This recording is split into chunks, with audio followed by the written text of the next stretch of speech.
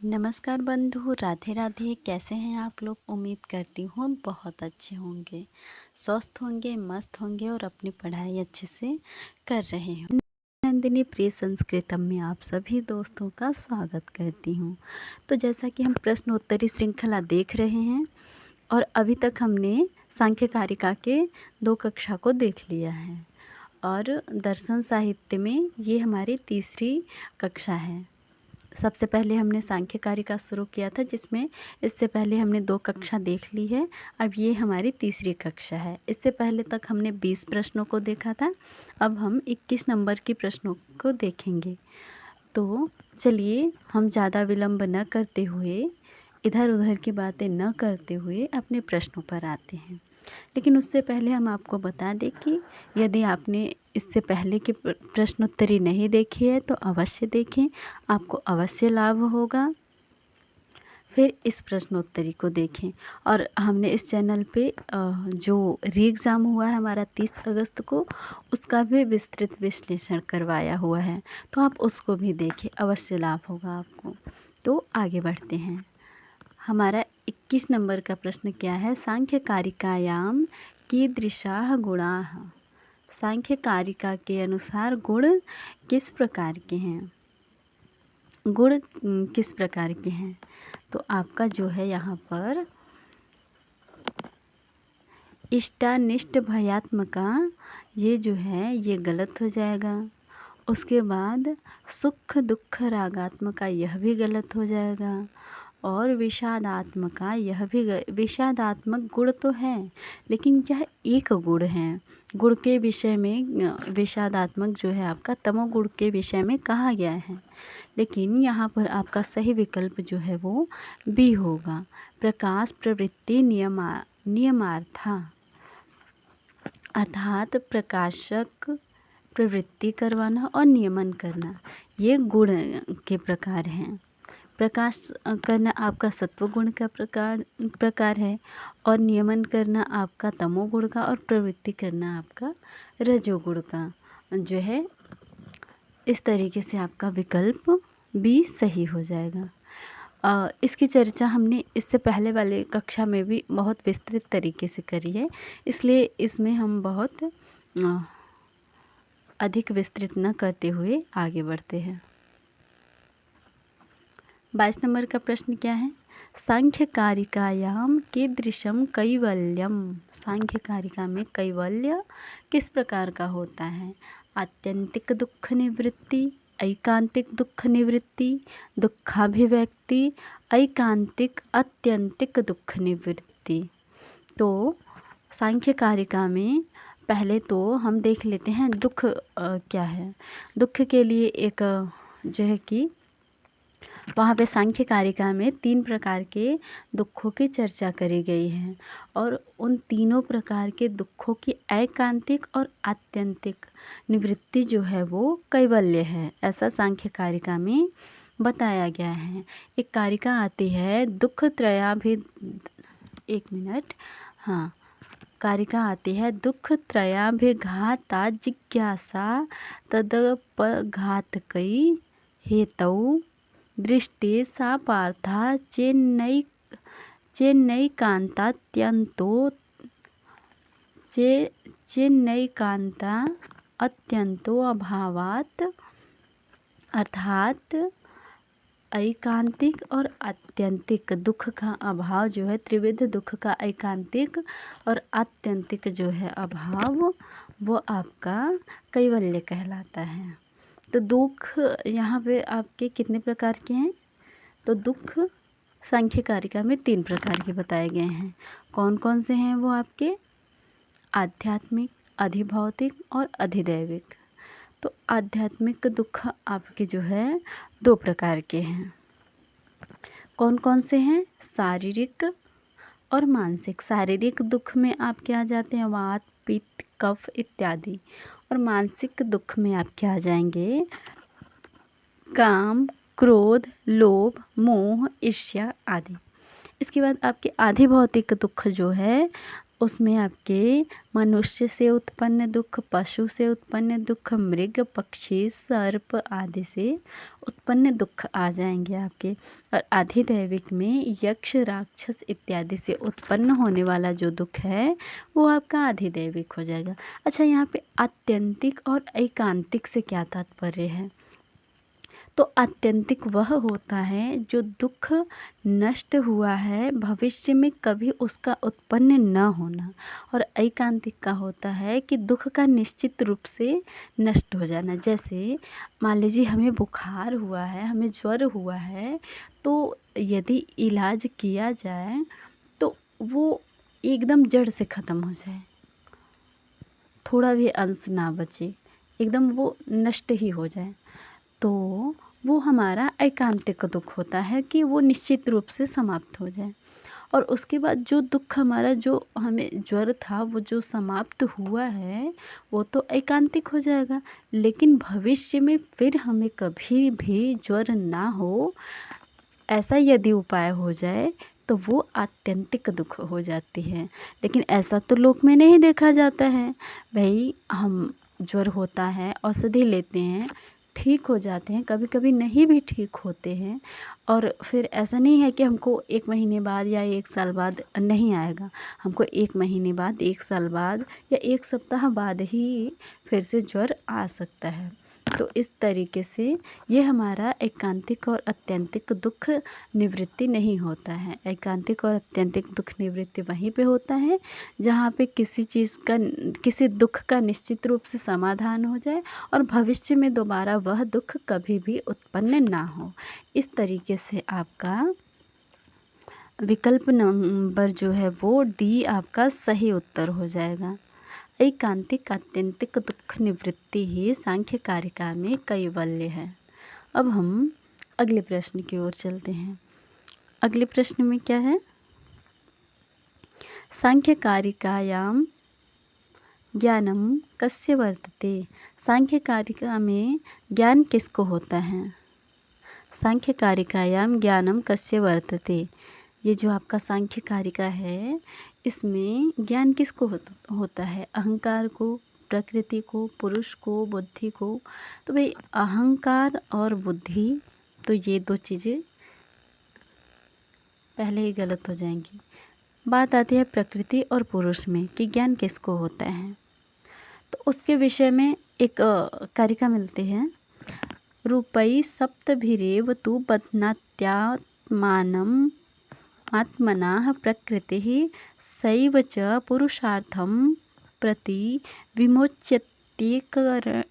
विमोच्यतेकरूपेण, अर्थात धर्म, अधर्म, अज्ञान, वैराग्य, राग, ऐश्वर्य और अनैश्वर्य, इन 7 रूपों से प्रकृति जो है बंधन करती है और पुरुष जो है एक ज्ञान, केवल एक ज्ञान तत्व से मोक्ष को प्राप्त करता है। तो पुरुष को क्या होता है? पुरुष को ज्ञान जो है वो पुरुष को होता है।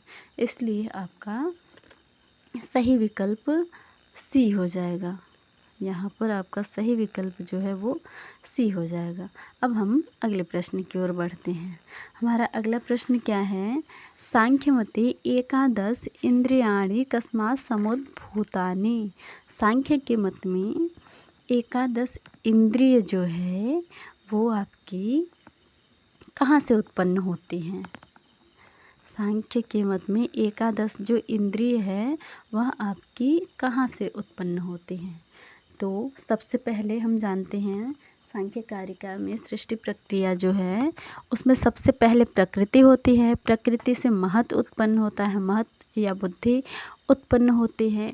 उसके बाद बुद्धि से अहंकार उत्पन्न होता है और अहंकार से फिर अहंकार के सात्विक अंश से एकादश इंद्रियां उत्पन्न होती हैं और तामसिक अंश से पंच तन्मात्राएं उत्पन्न होते हैं। तो यहाँ पे आपके जो है एकादश इंद्रियां जो है वो आपके अहंकार के सात्विक अंश से उत्पन्न होते हैं। तो इस प्रकार आपका ए विकल्प जो है 24 नंबर प्रश्न का ए विकल्प सही हो जाएगा। अब हम अगले प्रश्न की ओर बढ़ते हैं। अगले प्रश्न में क्या कहा गया है? व्यक्ता व्यक्तज्ञ विज्ञानात् इत्यत्र ज्ञ शब्देन कह बोधव्य। यहाँ पर ज्ञ शब्द किसके लिए आया है? तो ज्ञ पुरुष को कहते हैं, वैसे ही पता है, तो इसका डी विकल्प तो सही हो जाएगा। फिर भी हम इसके विषय में कुछ तथ्य देख लेते हैं संबंधित।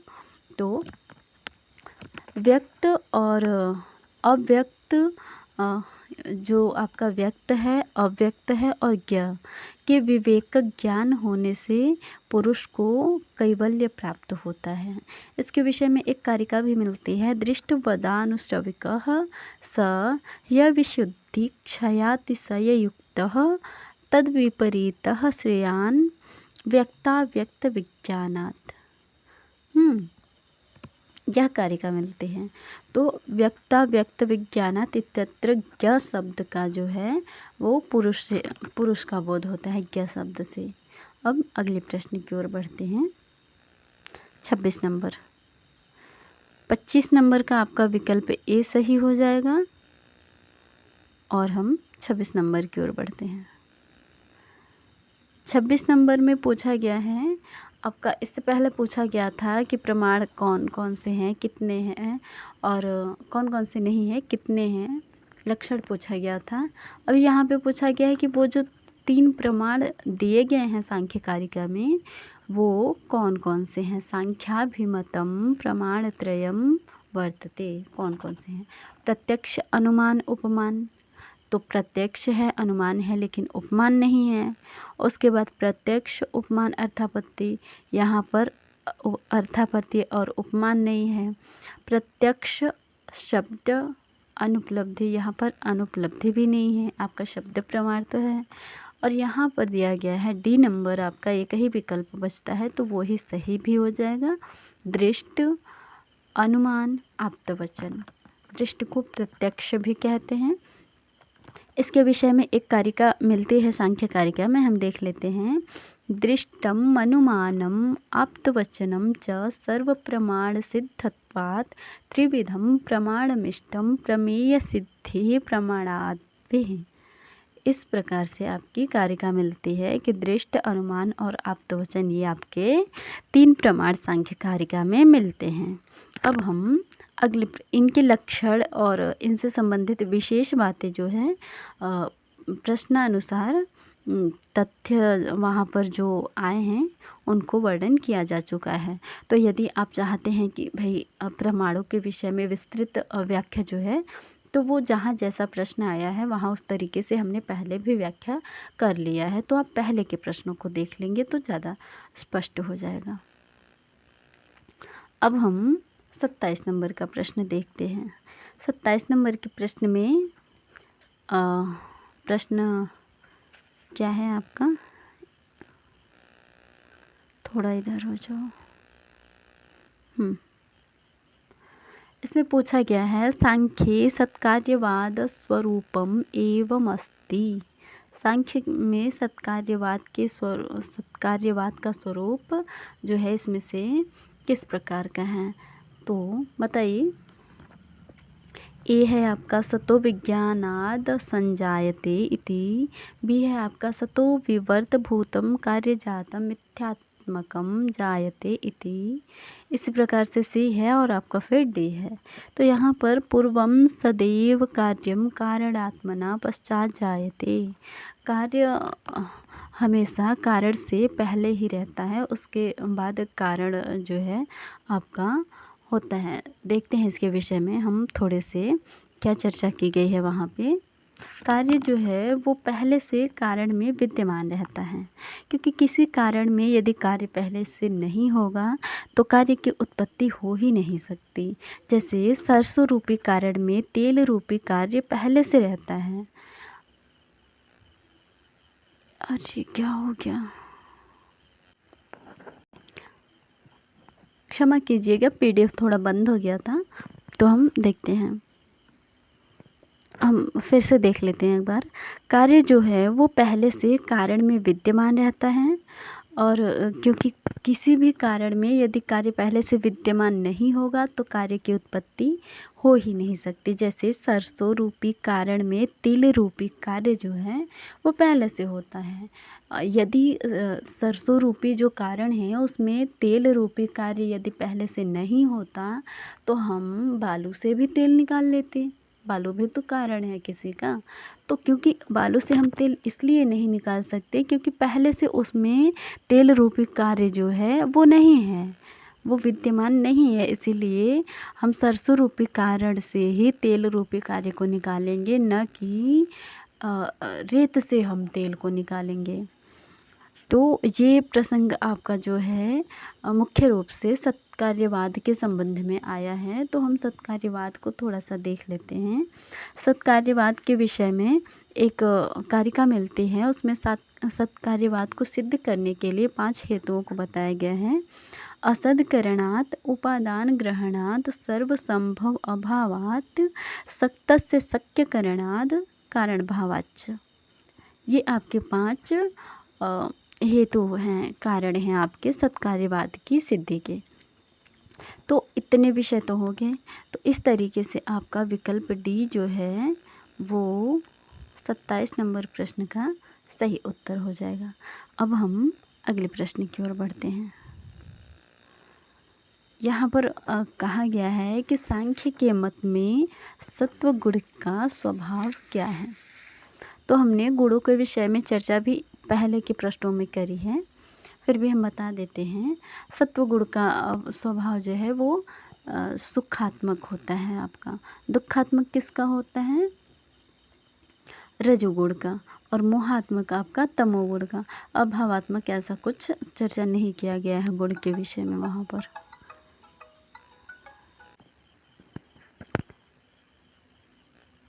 तो यहाँ पर हम देख रहे हैं सांख्य मते सत्व गुणस्य स्वभावो विद्यते।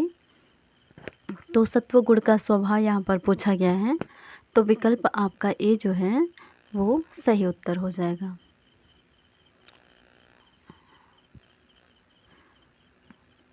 और दुखात्मक आपका रजोगुण का है जिसका चंचल स्वभाव होता है, और मोहात्मक आपका तमोगुण का है, और अभावात्मक ऐसा कुछ गुण के विषय में नहीं मिलता है।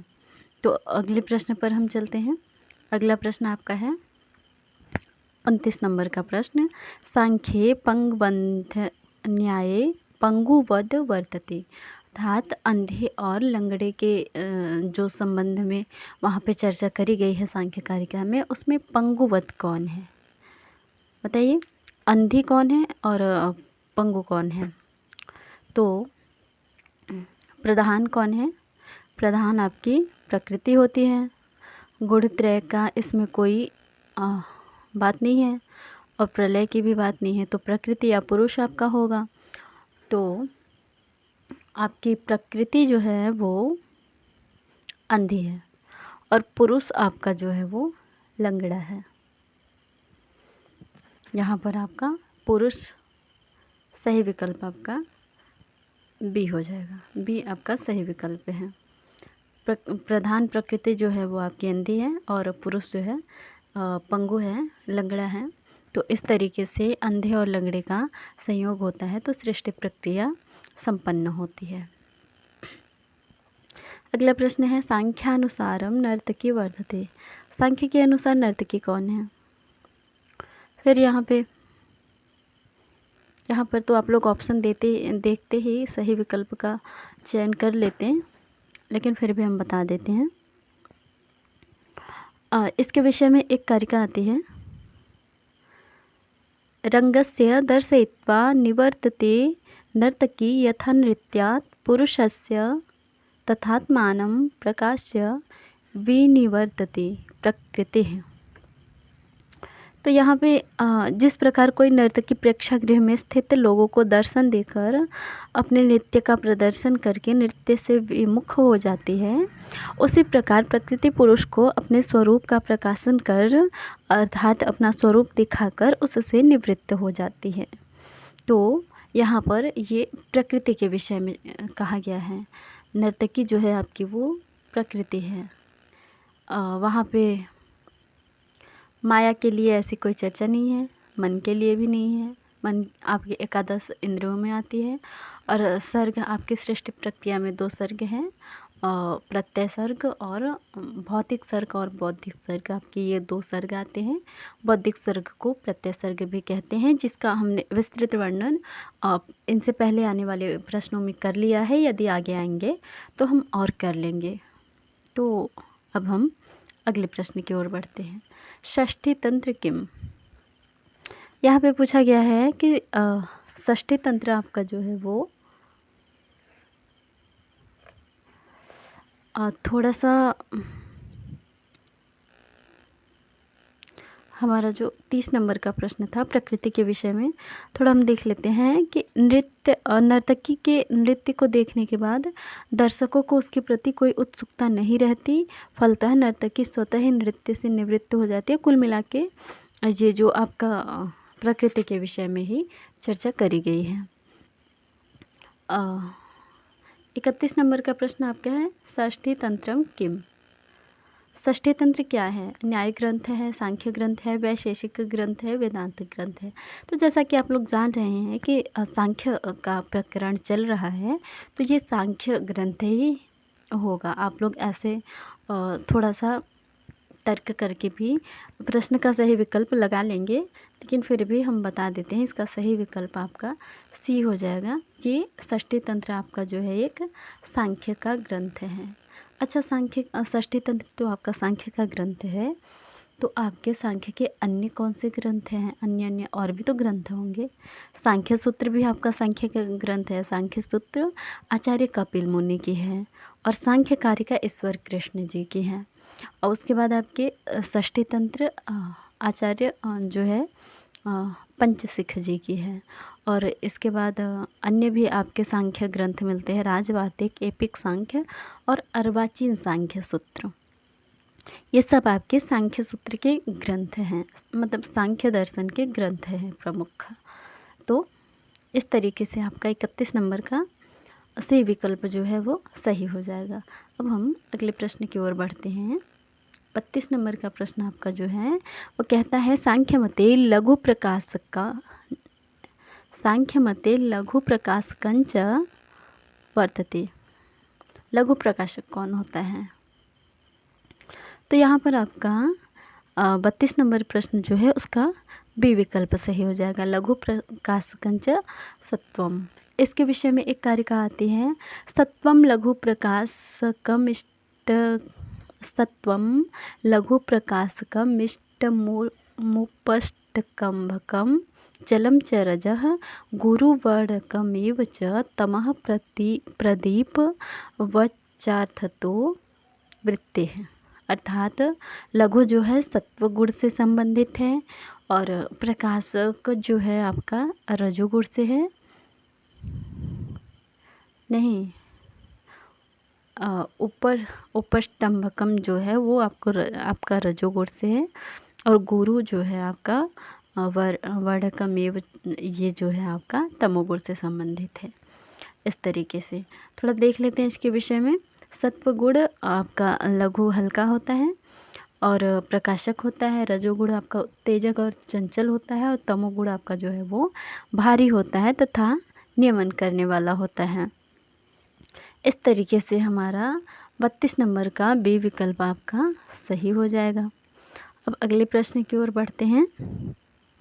अगला प्रश्न आपका है 33 नंबर का, सांख्यानुमानम कतिविधम। सांख्य के अनुसार जो है आपके अनुमान कितने प्रकार के हैं? तो सांख्य में आपके प्रमाण के विषय में जब चर्चा आती है तो वहाँ पे 3 प्रमाण बताया जाता है, दृष्ट, अनुमान, आप्तवचनम। तो अनुमान प्रमाण के विषय में आपका जो दूसरा प्रमाण है उसके विषय में पूछा जा रहा है कि वह कितने प्रकार का होता है। तो अनुमान प्रमाण का लक्षण जो है, पहले तल्लिंगी लिंग पूर्वकम अनुमानम, इस प्रकार से अनुमान प्रमाण का लक्षण किया गया है। और अनुमान प्रमाण के मुख्य रूप से 2 विभाग किए गए हैं, वीता अनुमान और अवीता अनुमान। वीता अनुमान के आपके पुनः 2 भेद होते हैं, पूर्ववत और सामान्यतो दृष्ट। और अवीता अनुमान के 1 भेद होते हैं, शेषवत। तो इस तरीके से आपका वीतानुमान और अवीतानुमान दोनों के भेद मिलाकर पूर्ववत, सामान्यतो दृष्ट और शेषवत कुल 3 प्रकार होते हैं अनुमान प्रमाण के। तो इस तरीके से आपका बी विकल्प जो है वो सही उत्तर हो जाएगा। अब हम अगले प्रश्न की ओर बढ़ते हैं, 34 नंबर प्रश्न की ओर। अभी तक हमने 34 नंबर का जो प्रश्न है आपका, इसमें पूछा गया है सांख्य मते पुरुषो वर्तते। सांख्य के मत में पुरुष का क्या जो है यहाँ पे विशेषण पूछा गया है। तो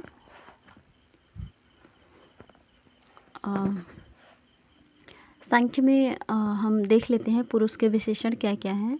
पुरुष आपका गुण से रहित है और विवेकी भी है, अविषयी है, असामान्य है, चेतन है, अप्रसव, धर्मी है। तो यहाँ पे चेतन आपका बी आपका सही विकल्प हो जाएगा। इसके विषय में हम अन्य तथ्य देखेंगे, लेकिन अभी ये जो आपका चेतन है वो पुरुष का विशेषण है। और अचेतन, प्रकृति, विकृति ये जो आपकी है वो व्यक्त और अव्यक्त के विशेषण है, व्यक्त अव्यक्त के विशेषण है। और इसके विपरीत और चेतन आपका जो है वो पुरुष का विशेषण है। व्यक्त अव्यक्त के विशेषण कौन कौन से हैं? त्रिगुणात्मक, अविवेकी और विषयी है, सामान्य है, अचेतन है, प्रसव, धर्मी है। और सांख्य कारिका में एक वो मिलता है, आपको कारिका मिलता है, उसमें कहा गया है तस्माच्च विपर्ययासात् सिद्धं साक्षित्वमस्य पुरुषस्य कैवल्यं माध्यस्थं दृष्टत्वं कर्तृभावच्च। अर्थात पुरुष के चेतन, निर्गुण, विशेष, अविषयी, विवेकी एवं अप्रसवधर्मी होने के कारण साक्षित्व, कैवल्य, माध्यस्थ, दृष्टत्व एवं अकर्तृत्व आदि धर्मों का भी सिद्धि होती है। जो है पुरुष के 5 धर्म हैं, कौन कौन से? साक्षित्व, कैवल्य, माध्यस्थ, दृष्टत्व और अकर्तृत्व। इस प्रकार से इन पुरुष के 5 धर्मों की सिद्धि भी होती है। तो कारिका में हमने तस्माच्च पढ़ा, तस्माच्च विपर्ययासात् ये पढ़ा है। तो इससे हम क्या अर्थ ले? ये प्रश्न यह उठता है कि यहाँ पर विपर्ययासात् का अभिप्राय क्या समीपवर्ती कारिका अर्थात इससे पहले जो कारिका आई हुई है त्रैगुण्य विपर्ययासात्, विपर्ययात से है अर्थात तो फिर ऐसा नहीं है। हम भाई तस्माच्च विपर्ययासात् ऐसा बोला गया है तो हम इससे पहले वाली कारिका से संबंधित समझे या क्या समझे, इसका अर्थ हम क्या समझे वहाँ पे? तो वहाँ पे दिया गया है कि इसका ऐसा नहीं है कि ये पहली वाली कारिका से है। इसका अर्थ ऐसे, यदि समीपवर्ती कारिका के विपर्यय से अभिप्राय होता तो यहाँ तस्मात् पद का प्रयोग नहीं होता, अस्मात् पद का प्रयोग होता। तस्मात् की जगह अस्मात् पद का प्रयोग होता। और क्योंकि समीपवर्ती कारिका के लिए इदम का प्रयोग होता है और दूरवर्ती कारिका के लिए अदस का प्रयोग होता है, अतः प्रस्तुत जो कारिका है उसमें विपर्ययासात् से अभिप्राय है त्रिगुणम, अविवेकी इत्यादि कारिका में वर्णित विपर्यय से। ये जो त्रिगुणात्मक है, अविवेकी है, इससे विपरीत आपका जो पुरुष होता है वो होता है। हाँ, तो इतनी बातें हमने जानी। व्यक्त अव्यक्त का जो विशेषण है इससे विपरीत हमको समझना होगा। अब हम 35 नंबर प्रश्न पर आते हैं। सांख्ये केवल विकृति रूपात्मकानि तत्वानि कानि। केवल विकृति और रूप तत्व कितने हैं आपके सांख्य में? तो इसके विषय में एक थोड़ा ऊपर करते हैं। इसके विषय में एक कारिका भी आपके मिलती है सांख्य कारिका में। मूल प्रकृति विकृति महदाद्या विकृति, एक मिनट हम फिर से बोलते हैं। मूल प्रकृतिः विकृति महदाद्या प्रकृति विकृतयः सप्त और षोडकस्तु विकारो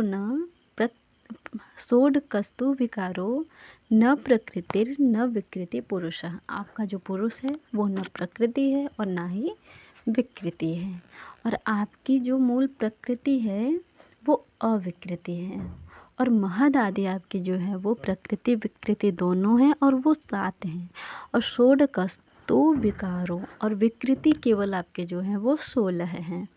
तो यहाँ पे आपके केवल विकृति के विषय में पूछा गया है कि केवल विकृति रूपात्मकानि तत्वानि कति, कितने केवल विकृति रूपात्मक तत्व हैं। तो आपके सही विकल्प आपके हो जाएंगे ए, षोडश। तो इस तरीके से हमने 35 नंबर प्रश्न तक देखा। अब हम इसके आगे के प्रश्नों को अगली कक्षा में देखेंगे। इससे पहले हमने षोडश तत्वों को सारी चीज़ें बता ही दी हैं, लेकिन हम एक प्रश्न आप लोगों के लिए छोड़ना चाहते हैं जो आप लोग कमेंट में बताएं। वो 16 तत्व जो है विकृति के, यहाँ पर बताने को तो हम बता देंगे, लेकिन वो जो विकृति वाले 16 तत्व हैं वो कौन कौन से हैं, आपको उनके नाम कमेंट में बताने हैं। प्रश्न बहुत कठिन नहीं है, आराम से मिल जाएगा। हमने नाम पिछले वाले प्रश्नों में गिनाया भी है, यहाँ भी हम बता सकते हैं, लेकिन ये आप लोगों के लिए होमवर्क रहेगा। तो इसका हमने बता दिया है, विकृति 16 है और उन 16 विकृति का नाम आपको कमेंट में बताना है। तो आप लोग वीडियो देखें, शेयर करें, अपने मित्रों साथियों जो भी हों आपके, उनके साथ शेयर करें, और चैनल को सब्सक्राइब करें, लाइक करें, अच्छे अच्छे कमेंट करें, और हाँ 16 विकृतियों के नाम अवश्य कमेंट करें। तो अब हम कक्षा यहीं पे समाप्त करते हैं, मिलते हैं अगले कक्षा में। धन्यवाद।